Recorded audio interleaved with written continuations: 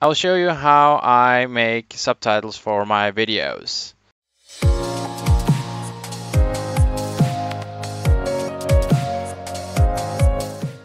You go into Edit Video, and then you go to the Subtitles /cc. And you have different options here. You can either go into the English, and it depends really.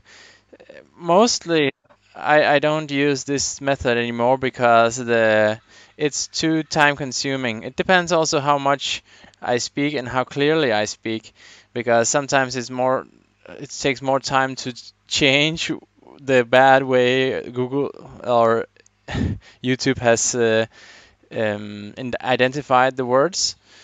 But this is one way, and you go into edit here, and you can it will override the existing English subtitles. Then you can change the wording here, and then you can go into this mode here and adjust where they start and where they end.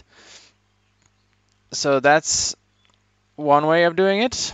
I'll just delete this draft. What you can do, you can download the file, and then you can edit it with your preferred subtitle editors. There are so many out there, but the best thing is to also download the video. I just add an English subtitle, and I override if I accidentally had other things. And here you can see you can upload a file, you can transcribe and autosync. This is what I'm going to do, or create a new, completely new subtitle file or subtitle. But here, transcribe and autosync, it's the easiest way for me. So what I do is I use shortcuts. It's like Shift Space, and then the video starts playing, and then when I hear what's going on, I start typing, and when I start typing, the video will actually pause here. And then if I didn't hear it, I use shift and arrow to the left to rewind the video, and then shift space again to play, and then shift space, and shift space will just either pause the video or play the video. And a good tip is also to just mark all your text and copy it to the clipboard and maybe save it in a different file, because if something goes wrong here and you have lost all your writing here, that's still a web-based application that can crash and stuff. And then you set timings, and when you press that, you'll wait a while, and then you'll be able to see the timings. If you press the button and too early, you will see the warning sign that the subtitle timings are being set, and you should get back to this step later on. At one point, the timings will be ready, and you can see that these are the timings of this text, and you can see the wave of the audio down here. And you can, when you press down here, you can use shift space to play the file, and then you can also scroll to the left and to the right with shift right arrow and shift left arrow. And what I like to do also is to have this red one in the middle.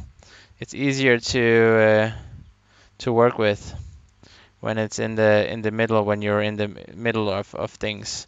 But actually here in the beginning you need to have it in the start, and you use this to change the start and the end, but many times I just leave it as it is.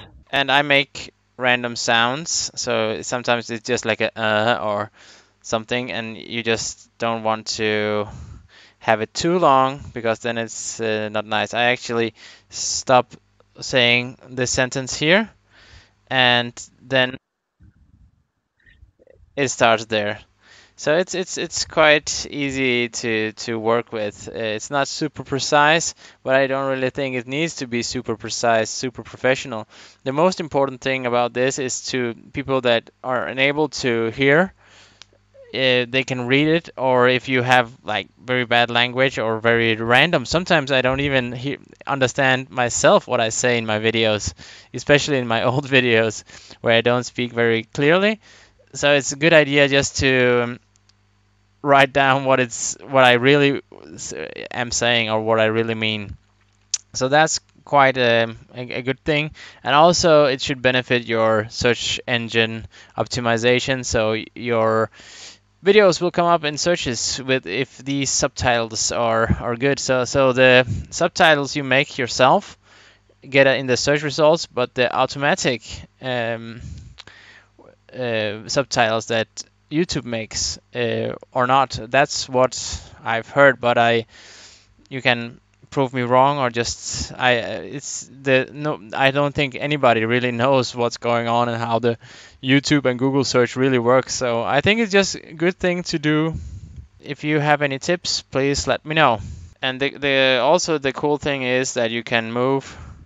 If you move this one, it will automatically also move the start and the end of that one, and also like that. And then you move the mouse over to this side, and then you can push it like that. So it's a quite powerful tool. I'm quite surprised how well they have done this. And when you finish, you push publish, and it will be published, and people will be able to see the English subtitles on your videos. Even though there's like auto saving of drafts, it doesn't always work. So, but it seems to be quite stable. At some point, it was unstable, and I actually wanted to download the files and work with them on my computer. But currently, the stability is quite good, so I tend to. It's much faster just to work on it online in the web interface for me right now.